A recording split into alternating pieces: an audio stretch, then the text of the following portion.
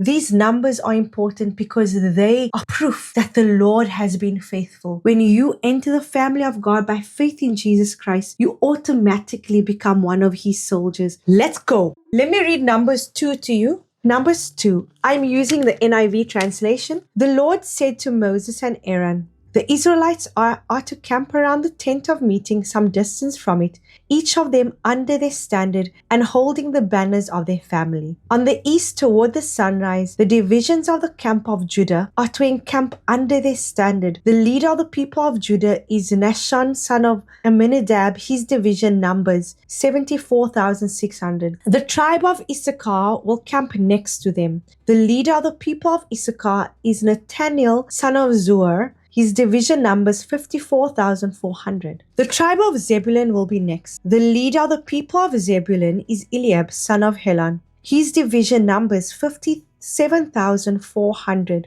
All the men assigned to the camp of Judah according to their divisions number 186,400. They will set out first. On the south side will be the divisions of the camp of Reuben under their standard. The leader of the people of Reuben is Eliezer, son of Shedeur. His division numbers 46,500. The tribe of Simeon will camp next to them. The leader of the people of Simeon is Shelumiel, son of Zerubbabel. His division numbers 59,300. The tribe of Gad will be next. The leader of the people of Gad is Eliasaph, son of Deuel. His division numbers 45,650. All the men assigned to the camp of Reuben, according to the divisions number 151,450. They will set out second. Then the tent of meeting and the camp of the Levites will set out in the middle of the camps. They will set out in the same order as they encamp, each in their own place under their standard. On the west side will be the divisions of the camp of Ephraim under their standard. The leader of the people of Ephraim is Elishama, son of Ammihud. His division numbers 40,500. The tribe of Manasseh will be next to them. The leader of the people of Manasseh is Gamaliel, son of Pedazur. His division numbers 32,200. The tribe of Benjamin will be next. The leader of the people of Benjamin is Abidan, son of Gedoni. His division numbers 35,400. All the men assigned to the camp of Ephraim, according to their divisions,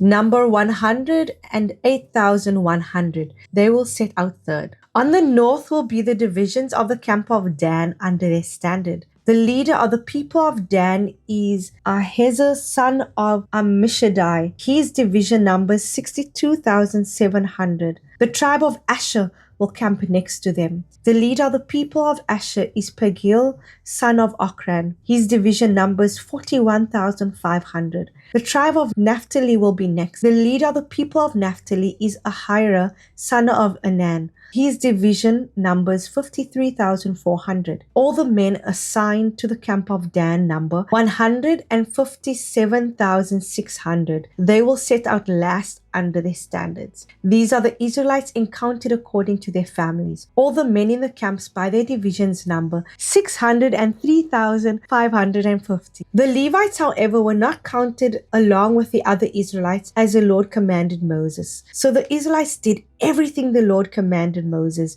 That is the way they encamped under their standards, and that is the way they set out, each of them with their clan and family.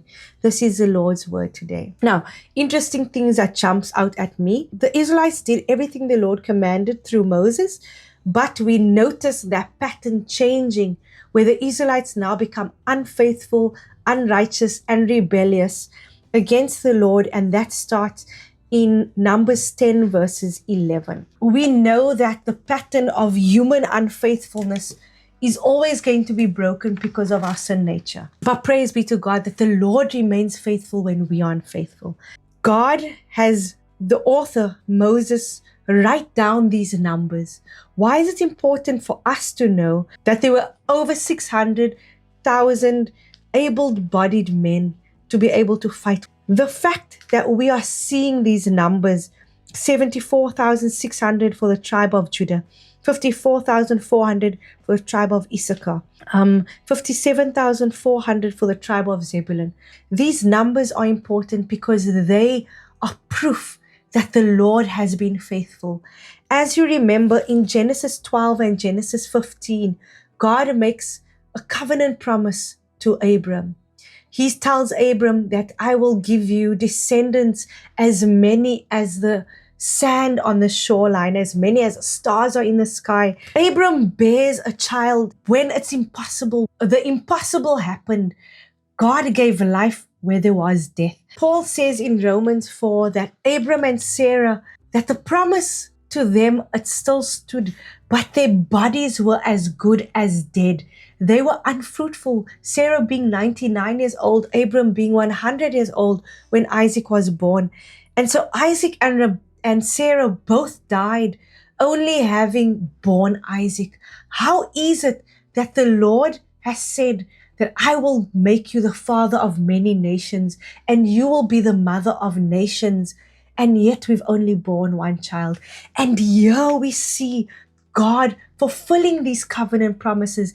And as much as Moses wrote this to encourage the Israelites at this time who would be reading this, to encourage them, to show them how faithful God has been, for you and I today, when we read this, we can also see how God has been faithful in our lives. So when you write your gratitude journal, or when you think about what the Lord has done for you, that is going to be an encouragement to you, because that is testimony and that is proof that the Lord has been faithful in spite of our unfaithfulness. And also what I can see in this chapter is that our God is a God of order. He's not a God of chaos. He tells exactly who needs to walk at the front, who needs to be the final group, where the Levites need to walk, where the tent of the tabernacle. God has made order. And so we see how our God has standards, very, very high, lofty standards. And we, like the Israelites, will fail. And sometimes we will work below his standards. But God is faithful. Let's see what my pastor says. So for today, my pastor says, Genesis pictures God's people as pilgrims and strangers looking for their inheritance. Exodus and Leviticus depict Israel as a holy nation of priests worshiping the Lord. The book of Numbers emphasizes God's people as warriors, overcoming the enemy and claiming the promised inheritance. They counted the men 20 years and older who were able to go to war. They did not ask for volunteers. When you enter the family of God by faith in Jesus Christ, you automatically become one of his soldiers. 2 Timothy 2 verse 3-4. Every believer is a soldier, either a good one or a bad one. There was unity in diversity. Perhaps a tribe of Israel pictures the church. There are different tribes and standards with their different leaders, but it is one army, following one commander and fighting one enemy. And my pastor quotes from 1 John verse 5-4. And this is a victory that has overcome the world, our faith. Our faith, because of who we've placed our faith in. And because he is faithful until the end. God is always faithful, in spite of my and your unfaithfulness. Isn't that wonderful news?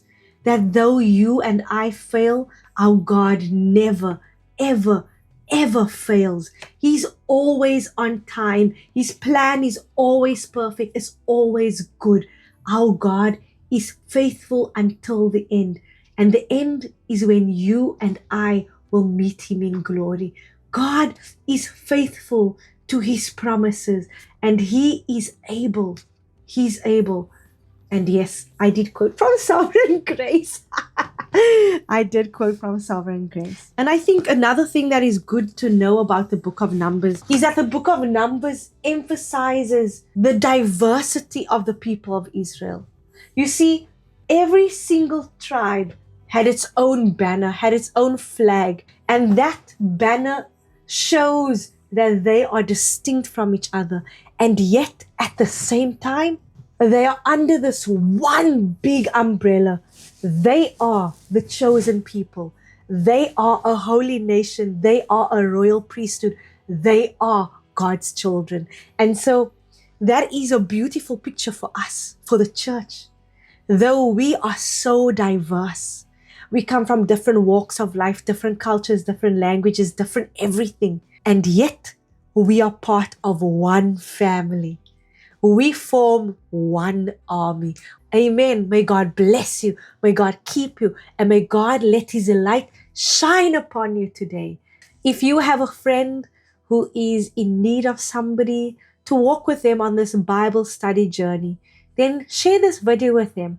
And if you have any prayer requests, please, please, please comment down below and know that I will be praying for you.